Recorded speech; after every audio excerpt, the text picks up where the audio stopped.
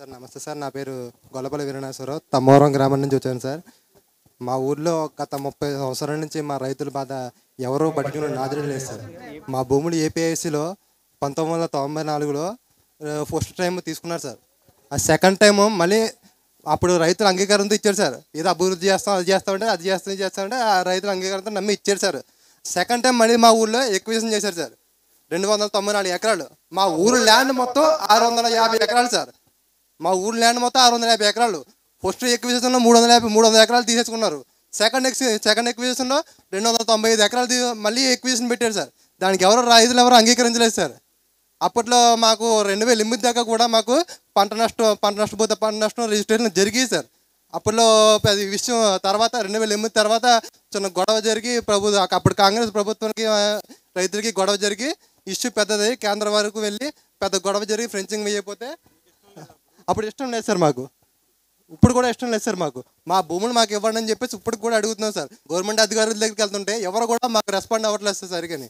ఎవరైనా భూములు మావి మీకు హక్కే లేదంటారు సార్. మా భూముల మీద మాకు హక్కు లేకపోవడం ఏంటి సార్? మా తాతలు ఉన్నారు. మా తాతలు తిరిగి అప్పుల పాలైపోయి కరువుల్లో కాటకాలతో ఏదో మమ్మల్ని నెట్టుకుంటూ వచ్చారు మా నాన్నల్ని. మా నాన్నలు కూడా మా ల్యాండ్ చేతులు రాలేదండి. ఇప్పుడు మా జనరేషన్ వచ్చింది. మా జనరేషన్ కూడా మాకు చేతిలో కూడా ల్యాండ్ రావట్లేదు సార్. ఇటువంటి పరిస్థితి ఏ రైతుకు కూడా రాకూడదని, భూమి హక్కు కోసం పోరాడుకునే పరిస్థితి ఏ రైతుకు కూడా రాకూడదని ఇప్పుడు కూడా మొత్తం మాది 650 ఎకరాలు సార్ ఊరి పొలి మీద.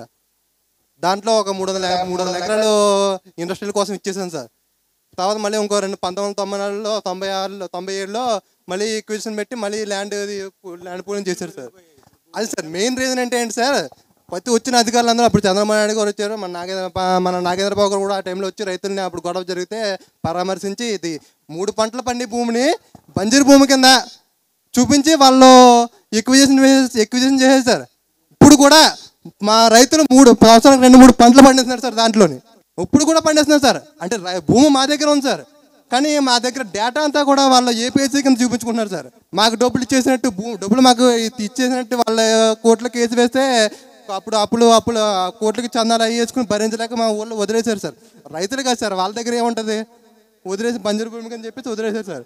డబ్బులు వాళ్ళు డిపాజిట్ చేసేసామని చెప్పేసి కోర్టులో వాదించుకున్నారు సార్ వాళ్ళ తరపున న్యాయవాదులతో.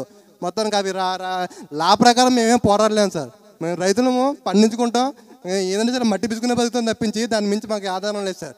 ఇప్పుడు ఆ 300 ఎకరాలు కూడా ఇచ్చేస్తే 294 ఎకరాలు కూడా ఇచ్చేస్తే అక్కడ ఊరు ఉండదు సార్, శ్మశానం ఉంటుంది. ఇంకా ఇప్పుడు ఉన్న భూములు అంతా తీసుకుంటే శ్మశానం మిగులుతుంది సార్. అది ఉద్యోగాలు ఏం రాలేదు సార్. అప్పుడు 300 ఎకరాలు స్టార్టింగ్లో ఇచ్చినప్పుడు ఫస్ట్ ఎక్విజిషన్లో ఇచ్చినప్పుడు ఉద్యోగాలు ఇస్తాం, ఎకరా ఒక ఉద్యోగం ఇస్తాం అంటే ఉద్యోగాలు ఎవరు లోకల్ ఎవరికి ఇచ్చింది లేదు సార్, జరిగింది లేదు. ఆ భూమిని నమ్ముకుని మేము ఆడపిల్లలకి పెళ్లి చేస్తాం సార్.